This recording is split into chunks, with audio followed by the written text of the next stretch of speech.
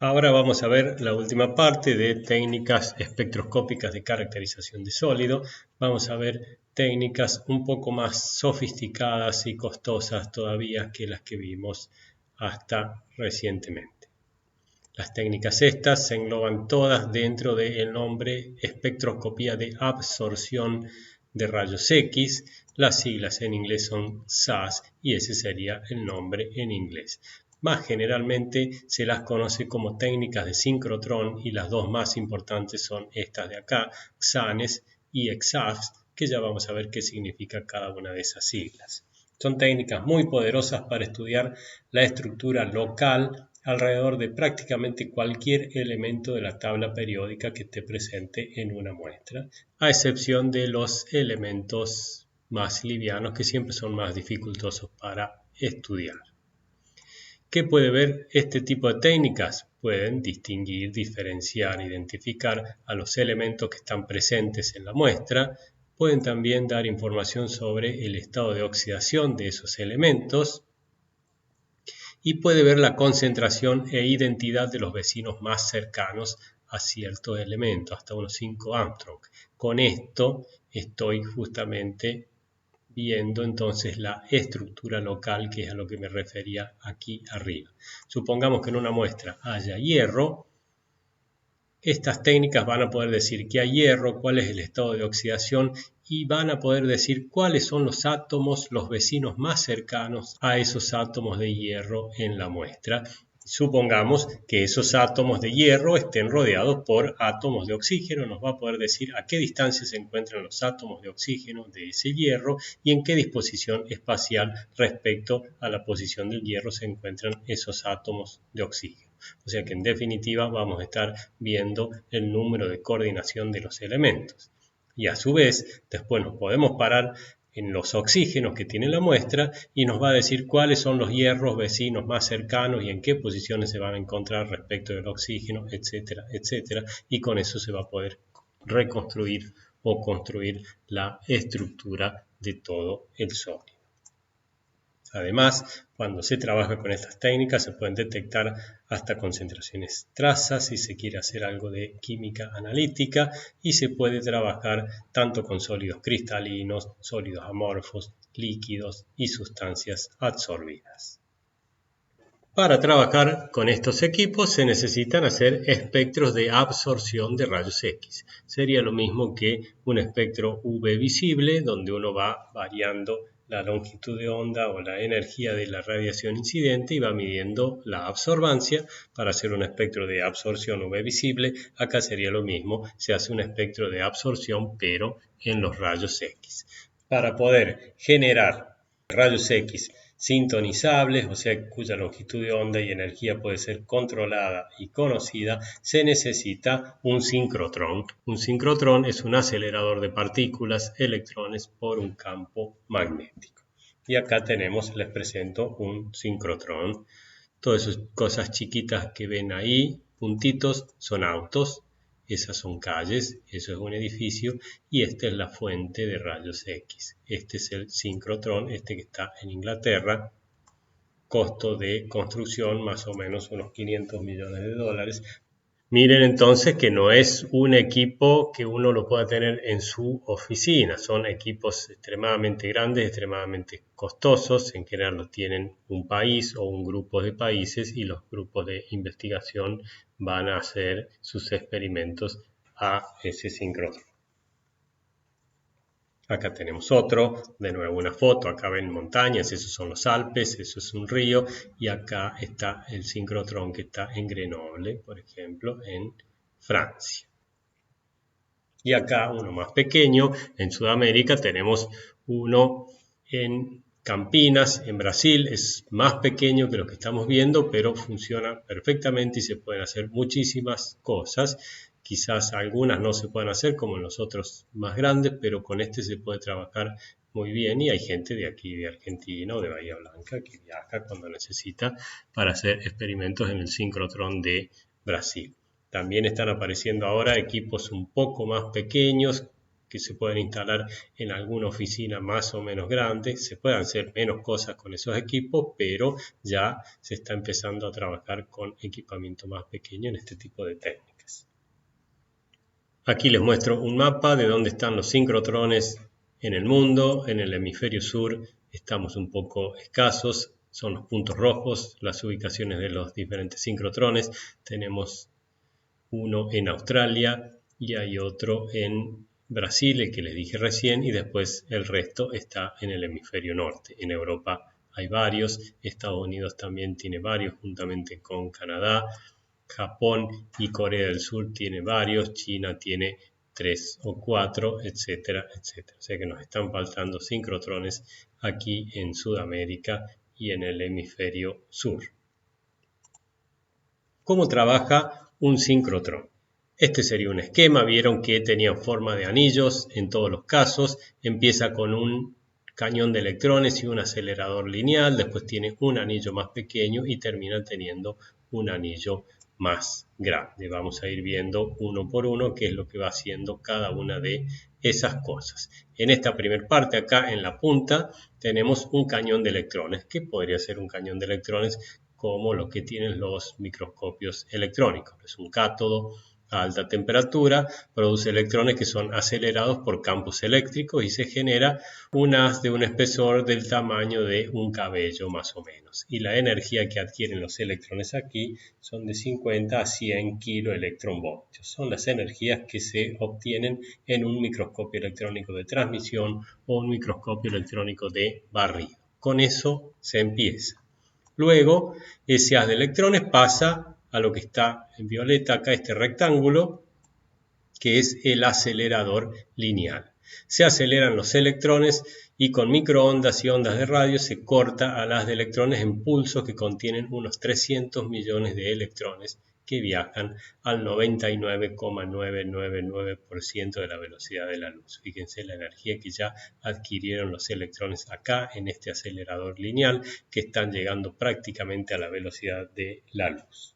La energía de los electrones a la salida del acelerador lineal es de alrededor de 100 megaelectronvoltios. Si tomamos el número acá, 100 kiloelectronvoltios, pasamos a 100 mega, o sea, aumentó 1000 veces. 100.000 electronvoltios, 100 millones de electronvoltios en este caso. Una vez que esos pulsos de electrones salen del acelerador lineal, entran al anillo acelerador. Este va a ser el que va a terminar acelerando a los electrones.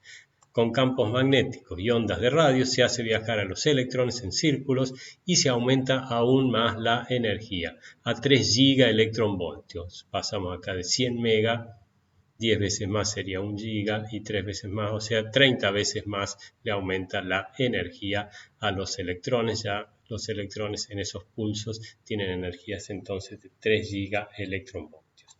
Y una vez que se terminaron de acelerar los electrones acá, pasan al anillo de almacenamiento. Este anillo no acelera más a los electrones, los mantiene almacenados en circulación con esas energías. Cada vez que se los hace doblar con campos magnéticos, esos electrones generan lo que se llama luz de sincrotrón. Es radiación, con frecuencia que van desde el infrarrojo hasta los rayos X. O sea que se está generando radiación electromagnética que va desde el infrarrojo hasta los rayos X, y esa radiación electromagnética es captada por las estaciones experimentales, que hay muchas distribuidas alrededor del anillo de almacenamiento, y es en esas estaciones experimentales entonces donde se hacen los diferentes experimentos con la radiación que le está llegando, rayos X, infrarrojo, UV, visible, etcétera, etcétera. Entonces lo que está como punto 5 acá son las estaciones experimentales. En cada punto donde se genera luz de sincrotrón se enfoca la radiación, se filtra, se selecciona la longitud de onda y se la utiliza en los diferentes experimentos. Obviamente, como son muchas estaciones experimentales, acá va a haber un grupo de investigación trabajando en una cosa, acá va a haber un grupo trabajando en otro tipo de técnica, en otra cosa, acá en otra, etcétera, etcétera. Algunas estaciones experimentales directamente corresponden a un país y entonces los grupos de investigación de ese país van a esa estación experimental, tienen turno de 3, 4 días para hacer sus experimentos, cuando terminaron empieza otro grupo a trabajar y así sucesivamente. Y aquí tienen algunas fotos. Esta sería una foto de una parte del anillo de almacenamiento. Miren, aquí hay una persona para que tengan una idea del tamaño de las cosas. Los electrones irían por esos tubos y estos serían generadores de campos eléctricos y campos magnéticos para mantener acelerados a los electrones y para hacer que vayan doblando y se vayan manteniendo en ese anillo. Esto sería un esquema que muestra que cuando dobla un conjunto de partículas con cargas eléctricas dobla, emite radiación, entre ellas rayos X. No me pregunten a mí por qué, eso ya es más tema de física, porque partículas cargadas que se mueven a altas velocidades cuando doblan generan radiación electromagnética. Esto sería una vista interna de una estación experimental. A través de estos tubos está llegando la radiación y ese es todo el equipamiento que se usa para sintonizar los rayos, para focalizarlos y los detectores, etcétera, etcétera. Y aquí abajo hay una foto panorámica de las entradas a las diferentes estaciones experimentales. Cada una de esas puertas que ven ahí es la entrada a una estación experimental diferente. Y si el sincrotrón es grande, la gente se mueve entre una estación experimental y otra, como ven acá, en bicicleta, no solo para ver qué resultado están obteniendo en tal o cual estación experimental, que normalmente eso no les interesa, lo que hacen es moverse de un lado a otro para visitar a algún amigo o amiga o para llevarse la comida. Acá vemos un esquema del sincrotrón que está en Grenoble, en Francia. Ese sería el anillo acelerador, este es el anillo de almacenamiento y miremos, tienen desde 1, 2, 3 hasta 32 estaciones experimentales. Mientras más grande es el sincrotrón, mientras más grande es el acelerador, más cantidad de estaciones experimentales tiene. Estas estaciones experimentales acá están todas nombradas por código, o sea que no sabemos qué hace, pero ya vamos a entrar a la página web del sincrotrón en Grenoble para ver qué hacen algunas, por lo menos, de esas estaciones experimentales. Acá hay otro ejemplo, este es un sincrotrón en China, creo, no estoy muy seguro, pero sí acá está más o menos diferenciado qué se hace en cada estación experimental. Por ejemplo, esta acá hace cristalografía macromolecular, esta nanociencia, esta difracción de superficies e interfaces. Hay varias que quizás ni sepamos qué son. En esta estación experimental acá se hace difracción de rayos X en polvo de alta resolución. Acá se hace EXAF, esta hace difracción de rayos X de monocristal, sería en este caso, pero para moléculas pequeñas. Esto hace espectroscopía de rayos X, esto hace dispersión de rayos X, etcétera, etcétera. Vayamos ahora a la página web del sincrotrón de Grenoble, entren en esrf.eu.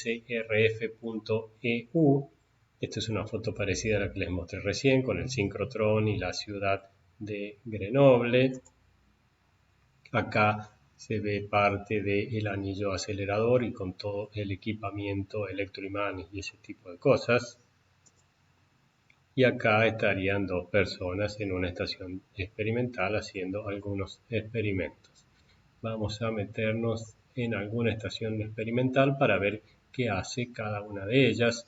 Antes que nada, fíjense acá, uno puede aplicar por tiempo de haz, lo que hace si necesita trabajar con alguno de estos equipos en alguna estación experimental, lo que tiene que hacer es escribir un proyecto, enviárselo a esta gente para que lo evalúen. Uno tiene que demostrar que lo que tiene que hacer sí o sí se tiene que hacer en un sincrotrón y no se puede hacer en otro equipamiento menos costoso, pero una vez que eso se aprueba y si está todo bien, te dan turnos 2 o 3 días para ir a hacer los experimentos, y es muy probable que si hay estudiantes de doctorado también se les pague una beca para poder estar esos días ahí haciendo las mediciones. Vamos a buscar alguna estación experimental aquí. Aquí abajo le aparecen los códigos de todas las estaciones experimentales que hay y lo que hace cada una de ellas. Esta hace difracción superficial, microscopía de rayos X duros, etcétera, etcétera. Es muy probable que haya algunas que no manejemos para nada, ciencia de materiales. Bueno, acá no hay técnica. Acá no hay técnica, difracción a altas presiones, etcétera, etcétera. Vamos a entrar en alguna de ellas. Yo creo que había visto esta, la ID24, que hace EXAFS. Aparece una descripción de la estación experimental. Está abierta, está trabajando. Esto trabaja las 24 horas del día. El acelerador no se detiene nunca. Normalmente los físicos, los químicos y los que hacen ciencias de la Tierra y los que hacen ingeniería de materiales trabajan acá, catálisis, ciencias ambientales, y acá hay un listado de las técnicas que se pueden hacer en esa estación experimental. Espectroscopía de absorción de rayos X, EXAFS, dicroísmo lineal, microscopía y espectroscopía de infrarrojo con transformada de Fourier, microxanes, etcétera, etcétera. Los datos sobre el rango de energías de la radiación que está llegando a esa estación experimental. Hay algunas estaciones experimentales donde les llega radiación de ciertas características, de cierta energía, y otras estaciones experimentales donde les llega radiación de otras energías, otras características. En este caso, el rango de energía de la radiación que está llegando es de 5 a 27 kiloelectronvoltios. Y acá todo lo que se puede hacer y el tipo de detectores que hay ahí para uno saber con qué tiene que trabajar. Vayamos, acá hay publicaciones de gente que ha trabajado en esa estación experimental. Vayamos a ver otra, esta que trabaja a altas presiones. También está trabajando. Las técnicas de difracción de rayos X en polvo, fluorescencia de rayos X, difracción de rayos X, scattering Raman de rayos X, y acá está llegando radiación, por ejemplo, de energía que va entre 20 y 90 kiloelectronvoltios. Los tipos de detectores que tiene y las publicaciones. Mira, las publicaciones que tienen justamente son publicaciones que se hacen en condiciones de ultra altas presiones, 120 gigapascales, 100 gigapascales, etc. Volvamos al PowerPoint. ¿Por qué es tan útil la radiación de sincrotrón? Por dos factores principalmente. Por un lado, porque se genera un espectro de amplio rango. La radiación emitida va desde el infrarrojo hasta los rayos X, o sea que se puede hacer una gran variedad de estudios. Y por el alto brillo, se genera radiación extremadamente intensa. Si uno compara la intensidad o el brillo de esa radiación generada en un sincrotrón con la que se genera en los tubos de rayos X comunes, por ejemplo los que se usan para hacer difracción de rayos X, acá tenemos para los diferentes equipos y generadores de rayos X que se fueron construyendo durante los años, una escala logarítmica de brillo del haz, y entre 1900 y 1960 más o menos no hubo ninguna variación, andaban por estos valores. Esto es lo que corresponde a los tubos de rayos X normales de los equipos de difracción de rayos X, pero cuando empezaron a generarse los sincrotrones el brillo comenzó a aumentar muchísimo, y acá tenemos, como esto es una escala logarítmica, de acá 10 a la 7 a 10 a la 19 más o menos, tenemos como 12 órdenes de magnitud en el brillo que ha variado en estos últimos años. Con esa intensidad de radiación se puede trabajar con todo tipo de muestras, gases, líquidos, sólidos, muestras muy densas, muestras poco densas, no hay ningún problema para trabajar con ellas. ¿Cuál es el principio de la técnica? Supónganse que esta sea nuestra muestra, que tiene un cierto espesor T. Le hacemos incidir radiación con una cierta intensidad inicial y sub-cero, algo se absorbe de esa radiación en la muestra y el resto se transmite. Entonces que tenemos la radiación transmitida con una intensidad I. Lo que se va haciendo, se va variando la energía del haz de rayos X incidente y se va registrando la señal transmitida. Esto es lo mismo que un UV visible o un infrarrojo, pero trabajando con rayos X. Se le hace incidir una cierta radiación incidente conocida y el detector mide la radiación que se transmitió. Las ecuaciones son exactamente las mismas que las que se usan en espectrofotometría UV visible. Esta ecuación es directamente la ley de Beer-Lambert o la ley de Beer, como quieran llamarla. Nu acá es el coeficiente lineal de absorción de la sustancia, T es el espesor de la muestra y el producto Nu por T es la absorbancia de la muestra. O sea que se va variando la energía de la radiación incidente, se va registrando la señal transmitida y se lo puede graficar como porcentaje de transmitancia, como absorbancia en función de la energía de la radiación. Normalmente el espectro es absorbancia en función de la energía de la radiación.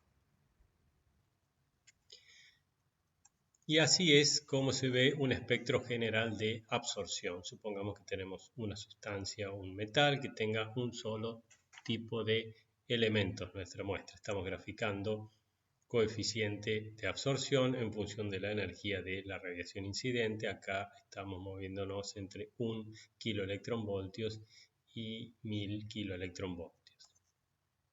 De manera general, la absorbancia o el coeficiente de absorción disminuye a medida que aumenta la energía de la radiación incidente porque mientras más energéticos son los rayos X, son más penetrantes y la transmitancia es cada vez mayor. O sea que tenemos un decaimiento general de este tipo en el espectro. Pero montado sobre ese decaimiento general tenemos lo que se llaman bordes de absorción. Este sería el borde M, borde L y el borde K de absorción.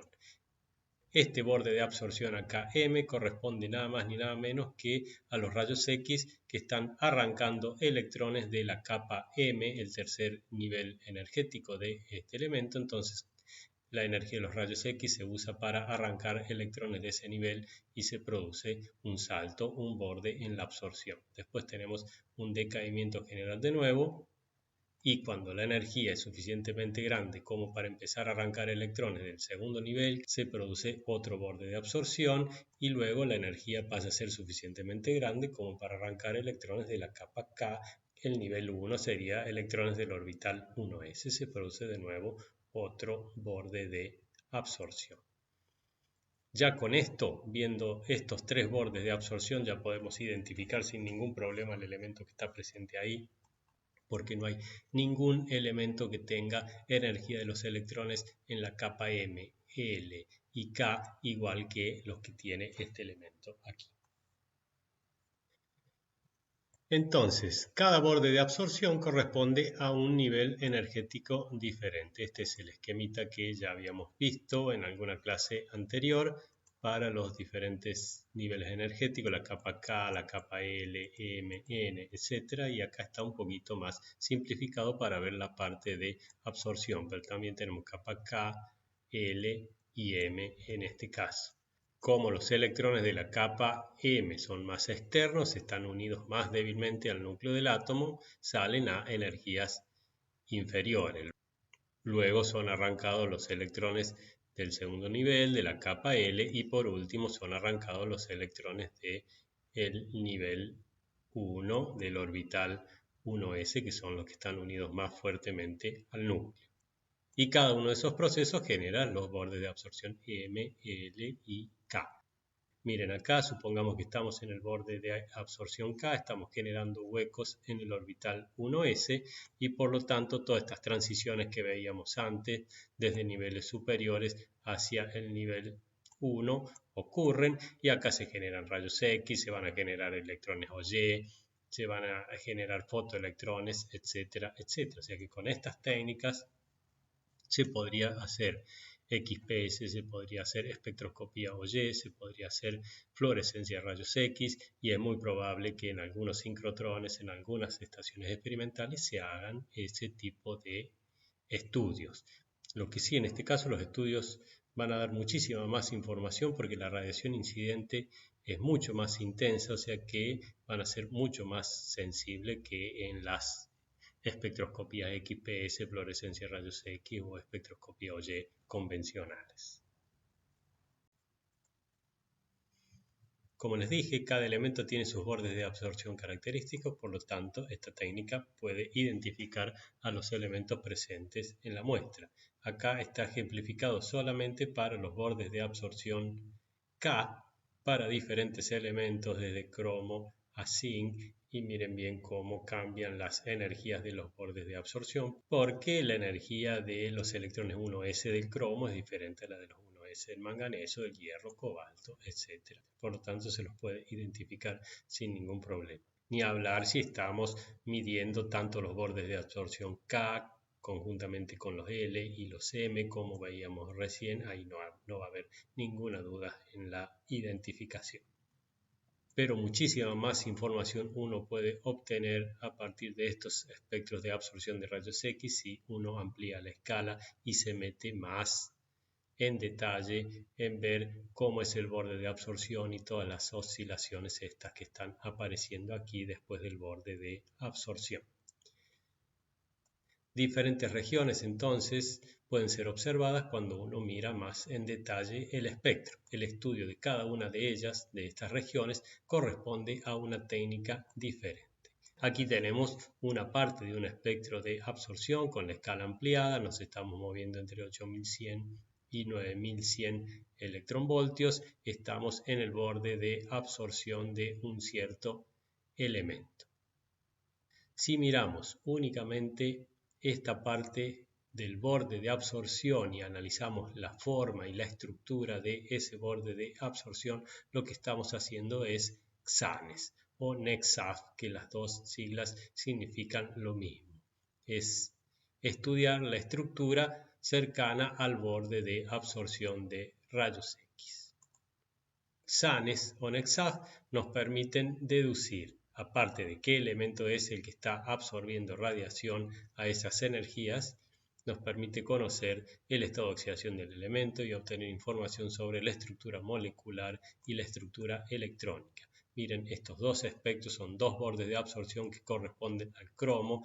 Los dos tienen el borde a la misma energía, o sea que no hay duda, esto es cromo, pero si es cromo 3 tiene esta forma y si es cromo 6 tiene esa forma bien diferente. O sea que con la forma del espectro en el borde de absorción ya podemos identificar sin ningún problema entre cromo 3 y cromo 6. Y luego, si estudiamos estas oscilaciones acá, nos van a dar información sobre el entorno, sobre la estructura local alrededor del elemento del cromo, en este caso que estamos estudiando. Haciendo el análisis de estas oscilaciones vamos a estar haciendo EXAFS, que significa más o menos en castellano estructura fina de la absorción de rayos X extendida. Haciendo EXAFS vamos a poder decir a qué distancia se encuentra ese oxígeno del cromo, a qué distancia se encuentra ese, cuántos oxígenos están rodeando al cromo, cuál es la disposición espacial de esos oxígenos, así que vamos a conocer bastante acerca de la estructura local alrededor del elemento que corresponde a ese borde de absorción. ¿Cuál es el primer tratamiento que hay que hacerle a los datos? Si uno tiene un espectro, lo que hace es una corrección de línea de base para obtener esta forma del espectro, y si uno analiza la región del borde de absorción, lo que está haciendo entonces es XANES, y si analiza toda la otra parte, lo que está haciendo es EXAFS. Trabajar con XANES es mucho más sencillo, es más o menos lo que uno está acostumbrado a hacer cuando analiza espectros.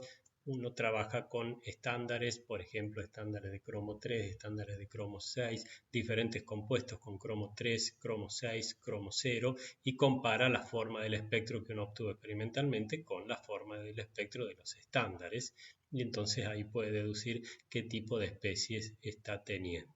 Si uno tiene una mezcla de cromo 3 y cromo 6 o diferentes compuestos de cromo 3 y cromo 6, juega con una combinación de todos los espectros hasta que obtiene la forma que obtuvo experimentalmente y entonces uno puede obtener bastante información acerca de la muestra. Trabajar con EXAFS es mucho más complicado, requiere mucho más matemática, mucho más física, cuántica y software, porque lo que hay que hacer es con todos esos software reproducir de la mejor manera posible el espectro experimental con un espectro teórico y de ahí obtener la información. Esto repite un poco lo que veíamos recién, la posición del borde de absorción identifica el elemento, el número de coordinación, etc. Pero esta figura está acá porque describe un poco más en detalle cómo se generan estas oscilaciones que se ven en EXAFS. El electrón que sale del átomo, supongamos que fotones de rayos X están arrancando electrones de los átomos de platino de la muestra, este rojo acá. Los electrones que salen del átomo son dispersados por los átomos vecinos y por lo tanto se producen interferencias destructivas y constructivas que generan en definitiva estas oscilaciones. Como estas oscilaciones dependen tanto del átomo central como de los vecinos de ese átomo, vamos a obtener información sobre la estructura local alrededor del átomo que está absorbiendo los rayos X, que está eyectando sus electrones. Veamos algunos ejemplos de datos obtenidos, por ejemplo con SANES. Con SANES sabemos que la posición del borde de absorción permite identificar el número de oxidación del elemento. Miremos este espectro acá, entre 7100 y 7100 y algo. El borde de absorción corresponde al borde de absorción K para el hierro, o sea que sabemos que acá tenemos hierro, pero depende del estado de oxidación. Acá es hierro metálico, estado de oxidación 0. En este óxido de hierro es hierro más 2. Este óxido de hierro es hierro más 3 y acá en la magnetita tenemos una mezcla de hierro más 2 y hierro más 3. A medida que aumenta el número de oxidación del metal, el electrón está más fuertemente unido al núcleo y por lo tanto se necesita más energía para arrancarlo. El borde de absorción para el hierro 0 está corrido a energía más baja respecto al hierro 2, mezcla hierro 2, hierro 3 y hierro 3. Aquí tenemos otros ejemplos también, esto es sacado de la red, en este caso es para el azufre, también borde K. Miren que no hace falta que sean metales, ni elementos de transición, ni nada por el estilo. Acá se pueden ver prácticamente todos los elementos de la tabla periódica. Acá tenemos para azufre, obtenido en muestras de petróleo, de carbones, de suelos, etc. Estamos teniendo desde azufre 0, esta al parecer es azufre menos 2, porque nos estamos moviendo en un rango desde azufre desde menos 2 hasta más 6, y miren cómo van cambiando los espectros, mientras mayor es el número de oxidación, más hacia la derecha se corre el borde de absorción, o sea que en teoría podemos identificar y cuantificar los diferentes números de oxidación del azufre y sus compuestos en diferentes muestras. SANES es muy utilizado también por los geoquímicos, la gente que hace química ambiental, porque, por ejemplo, es muy importante conocer el estado de diferentes contaminantes en el ambiente. Este sería el caso para la diferenciación entre arsénico 3 y arsénico 5 en minas abandonadas de Salta. Esta es la zona de San Antonio de los Cobres, zonas cercanas donde está el tren de las nubes. Y es importante diferenciar entre arsénico 3 y arsénico 5 porque el arsénico 3 es mucho más móvil y entonces uno podría decir que tiene más capacidad de generar toxicidad que el arsénico 5 que permanece más retenido unido a los minerales. No solo es importante para arsénico sino para cualquier sustancia contaminante, pesticidas, cadmio, zinc, etcétera, etcétera, conocer su estado para conocer la movilidad ambiental y potencial toxicidad de los mismos. Veamos el ejemplo para el caso del arsénico, miremos principalmente este gráfico aquí. tenemos una combinación de espectros. El espectro negro que se ve ahí bien abajo, el más chiquito, corresponde a arsénico 1 unido a azufre. El gris un poco más oscuro es arsénico 3 unido a azufre y el otro gris más claro es arsénico 5 unido a oxígeno. Cada uno tiene su espectro y cuando se suman esos tres espectros se obtiene un ajuste casi perfecto del espectro obtenido experimentalmente. De esa manera se sabe entonces que en esta muestra hay arsénico 1, arsénico 3 y arsénico 5 y a partir de las áreas que tenemos acá en cada uno de los espectros, en teoría podríamos decir qué porcentaje de cada uno de esos arsénicos hay en la muestra. Esto es un ejemplo similar que lo vamos a pasar rápido, pero permite ver desde la superficie en esas minas y nos vamos adentrando en profundidad, como acá en estas zonas más profundas llega menos oxígeno, tenemos el arsénico que está menos oxidado. La mayor parte del arsénico 5, el 100%, lo tenemos en la zona que está más en contacto con el oxígeno y el arsénico 3 lo tenemos en zonas más internas donde el oxígeno no logra oxidar. Y para finalizar, un ejemplo de lo que se puede hacer con EXAFS. Con la ayuda de cálculos teóricos se puede determinar la estructura local alrededor de uno o varios átomos. Y aquí hay que analizar las regiones de absorción de cada uno de los átomos, si es posible. Miremos el caso para la determinación de la estructura de este complejo, un complejo de platino, el átomo azul ahí, que está unido a un átomo de talio y después el platino está unido a cianuros, acá hay cianuros y esos ahí son oxígenos quizás de moléculas de agua. Y es un complejo, es un anión que está en solución acuosa. Obviamente la estructura de este compuesto no la hubiésemos podido determinar por difracción de rayos X porque para hacer eso tendríamos que haberlo cristalizado, tenerlo en estado sólido, formar un monocristal y poder de esa manera determinar su estructura. Con EXAFS se puede determinar la misma porque nos paramos en el borde de absorción del platino y analizamos los datos que obtuvimos experimentalmente. Tenemos los datos experimentales, son las líneas rojas y los puntos negros es el ajuste que se ha hecho con el software. Y para el software, esto es lo que generaría la presencia del carbono solamente cerca del platino. Esto es lo que generaría solamente la presencia del talio, esta es la del nitrógeno, etcétera, etcétera. La suma de todas estas contribuciones genera el espectro final o genera la señal final que ajusta casi perfectamente con los datos experimentales. Lo que tiene además de muy importante esto es que hemos deducido cuáles son los vecinos más cercanos del platino y a qué distancia y en qué posiciones están, pero ahora nos podemos parar en el borde de absorción del talio y deducir qué le pasa a los vecinos más cercanos del talio y esto es para la parte de talio y después si quisiéramos podríamos pararnos en la parte del carbono, en la parte del oxígeno y así lograr construir la estructura, la geometría de toda la molécula, de todo este ion disuelto en este caso. Bueno, con esta clase hemos terminado las partes de métodos espectroscópicos de caracterización de sólidos.